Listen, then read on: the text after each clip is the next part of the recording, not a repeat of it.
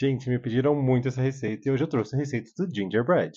Para ela, nós vamos usar 100 gramas de açúcar refinado, 100 gramas de açúcar mascavo, 7 gramas de canela em pó, 5 gramas de cravo em pó, 5 gramas de noz moscada, 10 gramas de gengibre em pó, 5 gramas de bicarbonato de sódio, 200 gramas de manteiga sem sal, 70 gramas de mel, 2 ovos ou 100 gramas e 450 gramas de farinha de trigo. E aí, bora fazer essa receita? Para fazer a receita do gingerbread, é importante que a nossa manteiga esteja em ponto de pomada. No meu caso, eu coloquei essa manteiga um pouquinho no micro-ondas. Vocês viram que ela derreteu até um pouquinho demais, mas isso não vai influenciar no nosso processo. Ao contrário, se a manteiga de vocês estiver gelada demais, ela vai demorar muito tempo para baixar a temperatura e, consequentemente, alterar a sua textura.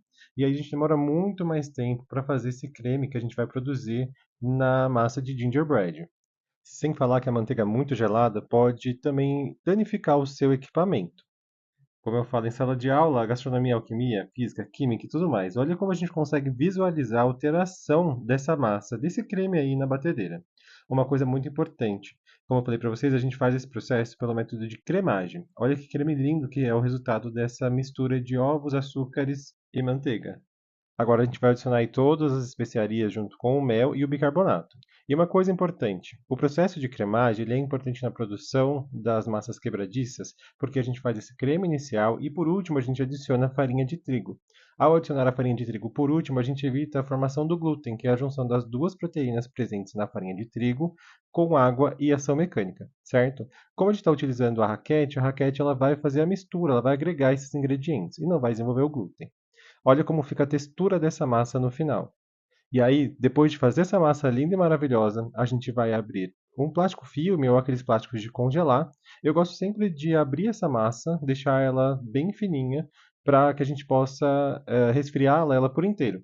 E isso influencia na textura. Quando a gente faz uma bolinha, a bolinha ela vai primeiro resfriar as extremidades e depois a parte interna, a parte central. Isso demora muito mais tempo para que a gente consiga fazer o resfriamento por inteiro dessa massa. Como a gente faz desse jeito, ela vai resfriar muito mais rápido. Daí vocês podem colocar em geladeira, geralmente aí por uns 30 minutos a 1 hora, ou congelado. Se vocês quiserem fazer de um dia para o outro, também pode fazer. Gente, essas imagens aí são das bases que a gente utilizou para fazer as casinhas de gingerbread. Hoje a gente já encontra também os cortadores específicos para fazer essas casinhas. Aí a gente está fazendo o corte com esses moldes, então para quem quiser fazer o molde em casa, não tiver tempo de comprar esses cortadores, é só pegar as referências da imagem e eu também vou colocar nos comentários. Depois de cortado, a gente leva um pouquinho para refrigerar ou congelar e para assar. Na próxima imagem vocês vão ver aí como que ficaram as massas cozidas, assadas, em formato de casinha. Mas vocês também podem fazer os bonequinhos, né? Como, por exemplo, o bonequinho lá do filme Shrek. E aí, me conta, vocês vão fazer no Natal?